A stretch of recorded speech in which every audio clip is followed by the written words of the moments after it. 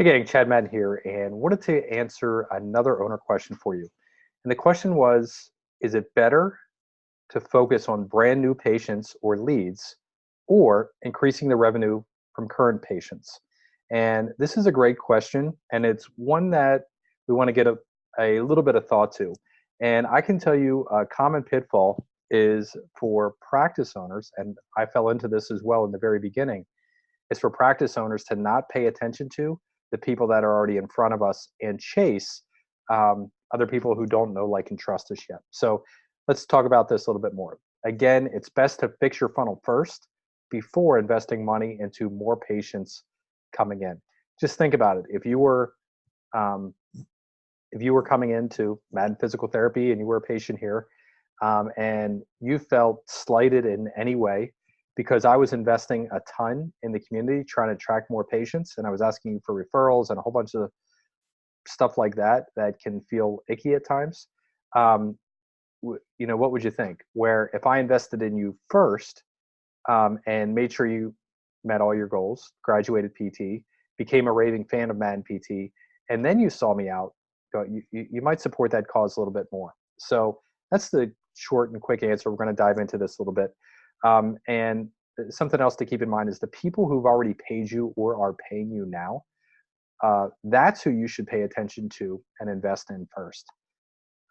And another really good question that you're going to want to consider is if 100 people called your practice right now who did not know, like, and trust you, so they're cold traffic, and they asked about physical therapy. I hurt my back. Can I come in for PT? Or I hurt my shoulder. Can I come in for PT? How many of those 100 people would graduate physical therapy, meet their goals, and become raving fans of you, willing to come back to you again in the future or talk about you with regards to word of mouth? They would spread the word in the community and refer other people to you. What do you think that number is? You can write that down right now. So here's how I think about it. The first thing at the top, and I'm going to explain what this is. At the top of the screen, you see the direct access funnel, or we call it the patient experience funnel. It's one and the same thing. There's 6 steps. We have the lead magnet.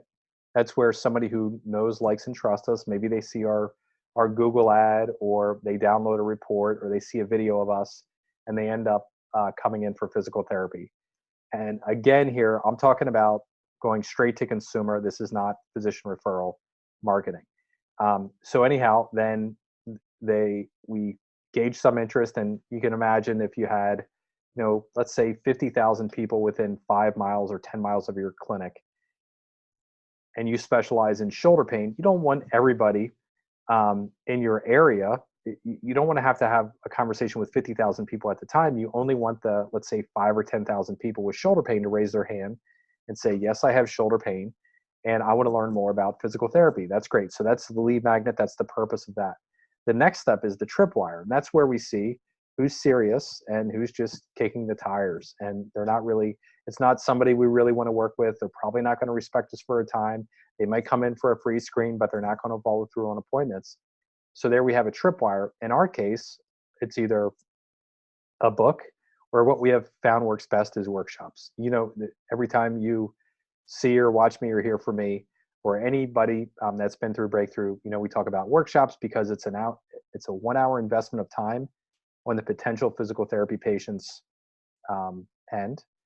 It's a 1-hour investment on our time as well, but they're investing an hour of time. They're escalating the relationship a little bit, and it's obvious they want to learn more. So that's our tripwire. The next one is core service. That is what you already know. That's what, when you think about PT or your business, you're likely thinking of it as a core service. Cash pay and upsell would be if you're adding in any additional revenue, which is what this question alluded to. So for us, it's Lightforce Laser. For other people, it could be nutrition or small group fitness training, massage therapy. You get the idea there. Return path is where they're coming back to us for additional care. Referrals is where they're now the raving fan and they're sending other people to us via word of mouth. So if we think of that timeline, right, a marketing, direct to consumer marketing funnel, direct access marketing funnel, and then you have the 100 people coming in the front, how many people are graduating on that back end? That's a pretty big deal. Because we know from that 2018 state of PT, the Web PT report that they put out, self-reported 7,000 physical therapy companies, I believe, the graduation rate was about 10%, right? That's anemic. So that's if somebody comes in via marketing and they schedule an appointment, they schedule an IE, they are graduating, meeting their goals, and being discharged from therapy about 10% of the time. Now, I hope your practice is a little bit higher than that. Ours is I'll say significantly higher. And here's another way you can think about it. So I have another timeline down below. The first marketing on your left is external marketing, right? So if I'm in your area, I don't know anything about your physical therapy business, there's some sort of external marketing, likely a lead magnet or a tripwire that I'm interested in.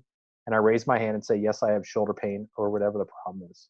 So that's external marketing. It's taking people who are in your community, who are not on your list as an active paying patient or a past patient, and getting them to raise their hand, get them to call or register, send an email, something like that. What's the next thing that happens? Well, we have a front desk system, right? So your receptionist, she's having a conversation, hi, Mrs. Smith, tell me what's going on with your shoulder. How long have you had that going on, right? You have some sort of a framework or a script for your front desk to be talking with inquiries, right? And then the end result of that is she schedules an appointment.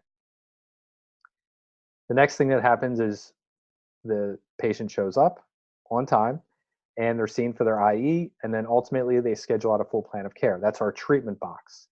After that, you go through likely billing. Even if you're a cash pay or out of network, there's still some sort of financial agreement that takes place and an exchange of money. That's your billing system. And then ultimately, when the person graduates and meets their goals, you have what's known as another marketing, but it's internal marketing, because now that person is on your list. So what you can do is you can go through, so external marketing, you can think about it in terms of a score. Front desk, give yourself a score. If you had 100 calls to the front desk, how many of those people would show up to their appointment? You're going to want to know what that is. And by the way, the most conservative, easiest gauge, really toughest filter, is by looking at this as cold traffic, right? Yeah, the word of mouth referrals, the family members that came in and saw somebody else being treated, they're easy, right? Anybody can convert them and help them graduate. It's the cold traffic that is really test your mettle, right? We get to see how you're really doing. So that's the truth. So front desk, how well are they doing? Treatment, if somebody comes in for an initial eval, discovery day visit or discovery visit, free screens, something like that, how well are they making it to the end of their plan of care?